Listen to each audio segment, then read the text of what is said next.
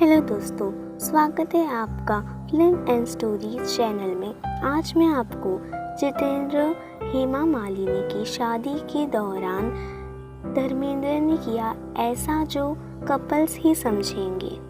चलिए तो जानते हैं।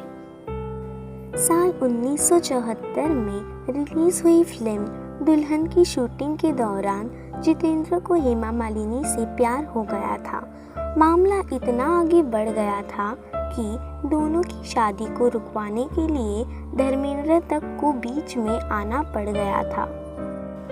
किसी ने ठीक ही कहा है कि रिलेशनशिप केवल दो लोगों के बीच ही चल सकती है।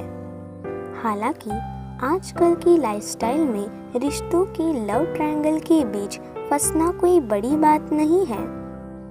सोशल मीडिया के इस दौर में एक रिश्ते में होते हुए भी दूसरा अनजान शख्स इस कदर अच्छा लगने लगता है कि हम न चाहते हुए भी उसके बारे में सोचने लग जाते हैं। हालांकि लव ट्रायंगल हमेशा से पेचीदा रहा है, जो कभी कभार रिलेशनशिप को इतना प्रभावित कर देता है कि इसके चलते अच्छा खासा रिश्ता बिगड़ जाता है। बॉलीवुड की ड्रीम गर्ल हेमा मालिनी भी उन्हीं में से एक है, जो पारिवारिक दबाव और लव ट्रायंगल के बीच इस तरह फंसती चली गई कि उनका अपना रिश्ता ही बिगड़ने लगा।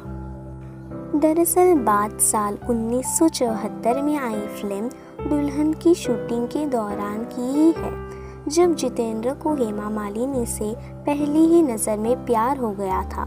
हालांकि जितेंद्र अच्छी तरह जानते थे कि हेमा मालिनी धर्मेंद्र से प्यार करती है, लेकिन एक्ट्रेस की मां धर्मेंद्र संग उनके रिश्ते के बिल्कुल खिलाफ थी।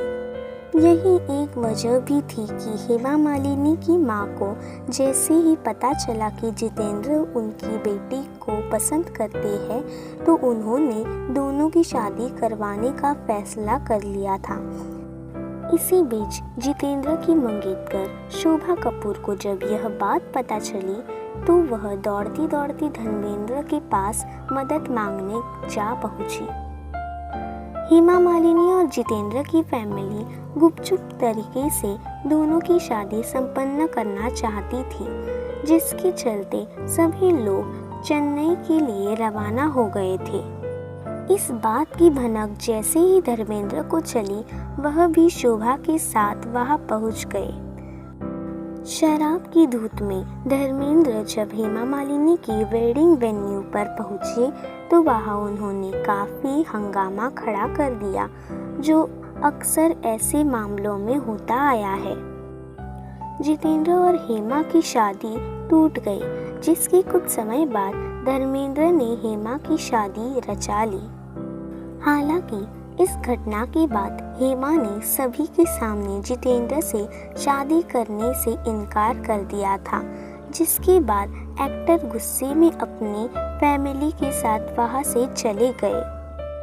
ऐसे में जब एक इंटरव्यू में जितेंद्र से पूछा गया था कि क्या वाकई में वह हेमा मालिनी से शादी करना चाहते थे, इस पर एक्टर ने कहा, मैं अपनी जिंदगी के उस चैप्टर के बारे में बात नहीं करना चाहूँगा। हमारे बच्चे बड़े हो गए हैं। इन चीज़ों का जिक्र करना काफ़ी अजीब और शर्मनाक होगा। वह बहुत अच्छी लड़की है। हमारा परिवार ऐसा चाहता था, जिसकी वजह से मुझे ऐसा करना पड़ा था। हालांकि पुरानी बातों को लेकर जितेंद्र और हेमा मालिनी के दिल में किसी तरह का कोई गिला शिकवा नहीं है, लेकिन एक्टर की बातों से इतना तो साफ है कि लव ट्रायंगल वाले रिश्तों का अंत दर्दनाक ही होता है। खैर, किसी के साथ ज़्यादा वक्त बिताने से उसके लिए मन में फीलिंग आना बहुत ही लाजिमी है, लेकिन समझने वाली बात इतनी है कि ऐसा करना आपको कितना नुकसान पहुंचा रहा है। अगर आप पारिवारिक दबाव या अपनी भावनाओं के मूल्यांकन के बीच फंस रहे हैं तो सबसे पहले खुद से सवाल करें कि आपके साथ ऐसा क्यों हो रहा है। हेमा मालिनी और जितेंद्र दोनों ही अपनी मानसिक स्थितियों से अच्छी से वाकिफ थे। हालांकि दोनों में से किसी ने भी इस सिचुएशन को रोकने की कोशिश नहीं की। रिलेशन के बीच यूं एकदम से किसी का आना इतना आसान नहीं होता है। एक रिलेशनशिप की शुरुआत के लिए आपको एक अच्छी शुरुआत की ज़रूरत होती है। जहां अच्छी शुरुआत नहीं होती है वह अक्सर लव ट्रायंगल के बीच में ही पड़ते हैं। हम मानते हैं कि रिश्ते में उतार चढ़ाव आते ही है, लेकिन इसके बाद भी अपने पार्टनर को धोखे में रखना गलत है। अगर आप दोनों एक साथ आगे अपना रिश्ता नहीं चला पा रहे हैं तो बेहतर है आपसी समझदारी से अलग हो जाओ। किसी भी रिश्ते में बंधना और उसके बाद उसे निभाना सबसे कठिन है। रिलेशन वही सबसे अच्छा होता है जहां पारिवारिक मूल्य, आर्थिक विचारों को लेकर कपल्स की सोच एक समान होती है। आज के समय में ज़्यादातर लोग रिश्ते की गंभीरता को समझने में तैयार नहीं होते। कुछ कपल्स जहां आखिरी में सही फैसला करके अपने लिए नए रास्ते बना लेते हैं तो कईयों के परफेक्ट रिश्ते चुनने की तलाश में इस कदर खो जाते हैं कि एक साथ 3 जिंदगी बर्बाद कर देते हैं।